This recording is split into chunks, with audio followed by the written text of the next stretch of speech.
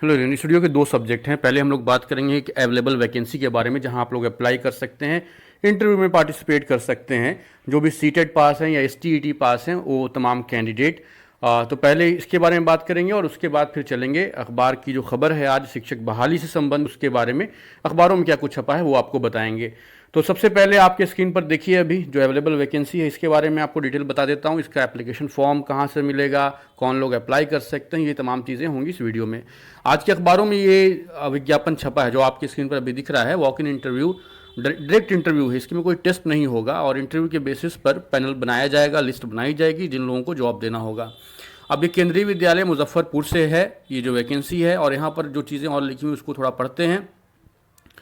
यहाँ पर जो वैकेंसी अवेलेबल है ये संविदा आधारित है, और उसके अलावा देखिए लिखा हुआ है निम्नलिखित पदों के लिए चयन सूची तैयार करने हेतु साक्षात्कार का आयोजन विद्यालय में किया जाएगा। इच्छुक अभ्यर्थी साक्षात्कार के समय अब आवेदन पत्र भरकर प्रमाण पत्रों की मूल एवं छाया प्रति तथा एक पासपोर्ट साइज फोटो के साथ स्वयं के खर्चे पर साक्षात्कार हेतु उपस्थित हों। अभ्यर्थी को हिंदी और अंग्रेजी दोनों माध्यम में पढ़ाने की योग्यता होनी चाहिए।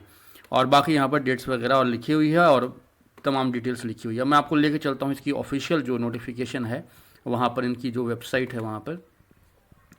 तो सबसे पहले एक बार ये है वो विज्ञापन जिसके बारे में मैं आपको बता रहा था, जो आज के अखबारों में प्रकाशित हुआ है। इसमें आप बस अपना सब्जेक्ट देख लीजिए और डेट देख लीजिए, टाइम देख लीजिए किस टाइम पर आपको जाना है। सबसे ऊपर में पीजीटी और पीआरटी, टीजीटी तमाम टीचर्स अलग अलग सब्जेक्ट के, रसायन विज्ञान, जीव विज्ञान, हिंदी, अंग्रेजी, गणित, सामाजिक विज्ञान, उनका 23 तारीख को है। और जो कंप्यूटर वाले हैं नीचे देखिए, कंप्यूटर इंस्ट्रक्टर का 24 तारीख को है, और टाइम है सुबह 8 से लेकर के 10 बजे का। इसको आप बाकी पॉज करके और अच्छी तरीके से पढ़ सकते हैं। ये वाला विज्ञापन आपको मुजफ्फरपुर जो केवीएस है उसकी ऑफिशियल वेबसाइट पर जाइए, वहाँ पर आपको ये वाला विज्ञापन जो है मिल जाएगा। अब हम लोग चलते हैं इसके और इन्फॉर्मेशन पर। आपकी स्क्रीन पर अभी देखिए और डिटेल यहाँ पर बताया गया है कौन लोग अप्लाई कर सकते हैं। कम से कम 50% नंबर होना चाहिए मास्टर डिग्री में, बैचलर डिग्री के लिए भी है। अभी मैं आगे स्क्रॉल करके आपको बताता हूँ। बीएड चाहिए और प्रोफिशिएंसी चाहिए हिंदी और अंग्रेज़ी दोनों में, और सब्जेक्ट्स कौन कौन से वो देख लीजिए। नॉलेज ऑफ कंप्यूटर एप्लीकेशन, इसमें ज़्यादा कुछ है नहीं, बस आपको कंप्यूटर ऑपरेट करना आना चाहिए। किसी भी सब्जेक्ट के हैं तो इसके लिए कंप्यूटर की जो बेसिक नॉलेज है वो ज़रूरी है। जो टीजीटी टीचर हैं उनके लिए देखिए, अब बैचलर डिग्री यहाँ पर चलेगा, 50% नंबर चाहिए मिनिमम, और कौन कौन से सब्जेक्ट हैं वो आपकी स्क्रीन पर अभी आ गए। ऊपर पीजीटी का था, ये टीजीटी का है। सोशल साइंस का वही एलिजिबिलिटी फिक्स किया गया है जो बिहार सरकार ने एसटीईटी के लिए किया था। देखिए यहाँ पर लिखा हुआ है any two of following history, geography, economics and political science of which one must be either history और जियोग्राफी। यही सेम शर्त जो है एसटीईटी में भी लगाया गया था कि कम से कम 2 सब्जेक्ट होना चाहिए, और वही चीज़ यहाँ पर भी लिखी हुई है। इसको और मैं स्क्रॉल करता हूँ। बीएड चाहिए और यहाँ पर सीटीईटी लिखा हुआ है और बाकी, लेकिन यहाँ पर जो सीटीईटी लिखा हुआ है और कहीं पर एसटीईटी का जिक्र नहीं है इस पूरे विज्ञापन अगर आप देखें। लेकिन जो हायर क्लास के 8 क्लास से ऊपर है वहाँ पर एसटीईटी ही चलता है। इस जो सीटीईटी है ये 1 से 8 तक के लिए ही होता है। तो आप एसटीईटी के बारे में इन्फॉर्मेशन दीजिए, फॉर्म भरिए, कोई दिक्कत नहीं होगी। मैं भी कई बार जो विज्ञापन निकलता है उसमें कुछ कमियां रह जाती हैं, उसी वजह से यहाँ पर एसटीईटी का जिक्र नहीं है। हालांकि सीटीईटी सिर्फ लोअर क्लासेस के लिए होता है, तो एसटीईटी का भी जिक्र करना चाहिए था। कंप्यूटर वालों का आप देखिए आपकी स्क्रीन पर आ गया है। बीटेक चाहिए, एमसीए चाहिए, एमएससी चाहिए, बीएससी कंप्यूटर साइंस सब चलेगा। मिनिमम 50% मार्क्स चाहिए, या जिसने पीजीडीसीए कर रखा है वो भी चलेगा। और तमाम तरह की चीज़ें यहाँ पर लिखी हुई हैं, इसको आप पॉज करके और अच्छी तरीके से पढ़ सकते हैं। डोएक का ए लेवल सर्टिफिकेट और तमाम तरह की चीज़ें यहाँ पर लिखी हुई हैं। थोड़ा एलिजिबिलिटी क्राइटेरिया थोड़ा लेंदी है, इसके लिए आपको पॉज करके अच्छी तरह से पढ़ना पड़ेगा। लेकिन ऑलमोस्ट वो सभी कैंडिडेट एलिजिबल हैं जो एसटीईटी में भी एलिजिबल थे, वो सभी कैंडिडेट यहाँ पर भी एलिजिबल हैं।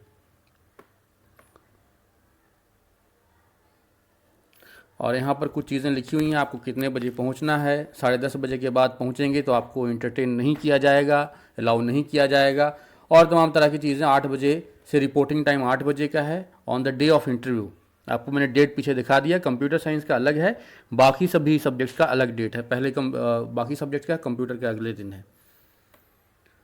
अब फॉर्म कौन सा भरना है, ये तमाम चीज़ें तो आपने देख लिया। अब फॉर्म कौन सा चलेगा आपकी स्क्रीन पर देखिए। इसका लिंक मैं इस वीडियो के डिस्क्रिप्शन में डाल दूंगा। इस वीडियो के डिस्क्रिप्शन बॉक्स में जाइए, इस फॉर्म को आप वहाँ से क्लिक करके डाउनलोड कर सकते हैं और इसको प्रिंट करा करके इसको फॉर्म को भर के, और जिस दिन इंटरव्यू का आपका सब्जेक्ट क्या है उस दिन आप इस फॉर्म को भर के अपने सभी सर्टिफिकेट की जेरॉक्स कॉपी और साथ में ओरिजिनल के साथ लेके वहाँ पर जा सकते हैं।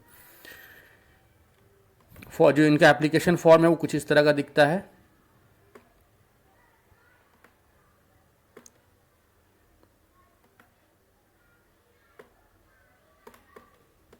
मैंने दिखा दिया आपको पूरा एप्लीकेशन फॉर्म। अब इसमें सबसे पहले तो ये परमानेंट जॉब नहीं होता। अभी हो क्या गया है, केंद्रीय विद्यालय में एक नया ट्रेंड चला है कि ऑलमोस्ट हर दूसरे तीसरे दिन आपको अखबारों में इस तरह का विज्ञापन दिखेगा देश के अलग अलग शहरों से, जहां केंद्रीय विद्यालय में इसी तरह से संविदा के आधार पर टीचर रखे जा रहे हैं। कम सैलरी होती है, टेम्प्रेरी पोस्ट होता है, पर बेरोजगारी इतनी है कि इन लोगों को मिल जाते हैं टीचर, और शायद इसी वजह से ये लोग रख रहे हैं। लेकिन एक बात तो पक्का है कि केंद्रीय विद्यालय में भी इस तरह से अगर टीचर का रिक्रूटमेंट होगा तो जो क्वालिटी ऑफ एजुकेशन है वो कॉम्प्रोमाइज़ हो जाएगा। ये बात बिल्कुल पक्की है, क्योंकि सैलरी जब तक पूरा नहीं देंगे तो फिर क्वालिटी टीचर कहाँ से आएगा, ये तो एक इशू है। और ये ऐसा नहीं है कि सिर्फ मुजफ्फरपुर में हो रहा है, अभी ये हाल फिलहाल में शायद बिहार शरीफ भी या किसी और ज़िले का ये मैंने देखा था। तो ये अक्सर इस तरह की वैकेंसी आती रहती है। जो लोग इंटरेस्टेड हैं इस तरह के जॉब्स में वो इन चीज़ों पर नज़र बना के रखें। लेकिन जो पुख्ता जॉब है, जो परमानेंट जॉब है, उसके लिए तो फिर जो बिहार का जो 7वें फेज़ की जॉब कमिंग बहाली है उस पर भी अगर यहाँ किसी का सिलेक्शन हो भी जाता है तो नज़र बना के रखिए STT पे, जो 7th फेज़ की जो बहाली है उस पर ज़रूर। और इस तरह की जितने भी पोजीशंस हैं, जैसे एक तो नंबर ऑफ़ वैकेंसी बहुत कम होती है, इसमें आप वैसे मास लेवल पर कोई 10, 20, 30 नहीं रिक्रूटमेंट होता है। अगर एक सिंगल स्कूल के लिए रिक्रूटमेंट प्रोग्राम चल रहा है तो वहाँ पर आप ये नहीं एक्सपेक्ट कर सकते हैं कि बहुत सारे पोजीशन होंगे, तो 1-2 पोजीशन ही होता है। अब उसी में जिसका रिक्रूटमेंट होगा, जिसकी किस्मत होगी या जिसमें टैलेंट होगा वो रिक्रूट हो जाएगा। तो आपको मैंने फॉर्म दिखा दिया, इसका फॉर्म का लिंक मैं इसके डिस्क्रिप्शन बॉक्स में डाल दे रहा हूँ। अब चलते हैं अखबार की खबरों की तरफ। जैसा मैंने शुरुआत में कहा था कि अखबार की खबरों का भी रुख करेंगे, आपकी स्क्रीन पर अभी देखिए।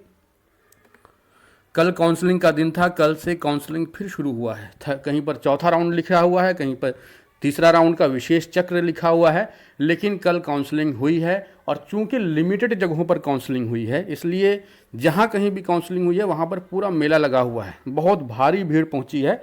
हालांकि सिलेक्शन कम दिख रहा है, 220 रिक्ति पर 73 लोग ही सिलेक्ट हैं। ये मैंने लिया है प्रभात खबर से, जो कि मोतिहारी से है। मोतिहारी, मधुबनी और भी कुछ जगहों पर काउंसलिंग कल हुआ है और आप इसके स्क्रीन पर देख सकते हैं। लेकिन भीड़ बहुत ज़्यादा थी, जो खबरें आई हैं उसके मुताबिक कई सारे फर्जी लोग भी पहुंच गए थे। अब हिम्मत देखिए फर्जी लोगों की, जिन लोगों ने भी सर्टिफिकेट खरीदा है। जो सर्टिफिकेट खरीदा है वो तो खैर बिना परवाह किए जाता, क्योंकि उसने पैसे दे रखे हैं, यूनिवर्सिटी ने उसके रिकॉर्ड को मेंटेन कर रखा अपनी यूनिवर्सिटी में। लेकिन जो बाहर से अपनी मर्जी से बिना यूनिवर्सिटी के सहमति के फोटोशॉप से सर्टिफिकेट जिन लोगों ने बनाया है वो कैंडिडेट भी पहुंच जाते हैं। और कल कुछ सेंटर्स पर ऐसी भी खबरें हैं कि कुछ फर्जी कैंडिडेट्स को पकड़ा भी गया है, और जिन लोगों की जॉब पहले हो रखी है वो लोग भी पहुंच रहे हैं। तो कहने का मतलब है कि ये जो डिसेंट्रलाइज सिस्टम है पूरी जो काउंसलिंग का, इसकी वजह से इसमें बहुत मुश्किल है मतलब जॉब ले पाना। और जबकि वैकेंसी खाली रह जाती है, लेकिन ज़्यादातर कैंडिडेट वहाँ से मायूस होकर के ही लौटते हैं। ग्राउंड रियलिटी तो यही है, और वैकेंसी भी खाली रह जाती है। तो अभी के लिए ही तमाम चीज़ें थी। बाकी कोई भी अपडेट आती है 6ठे फेज़ या 7वें फेज़ से संबंधित तो मैं आपको जल्दी से जल्दी अपडेट करने की कोशिश करूँगा। अभी के लिए इतना ही। Thank you.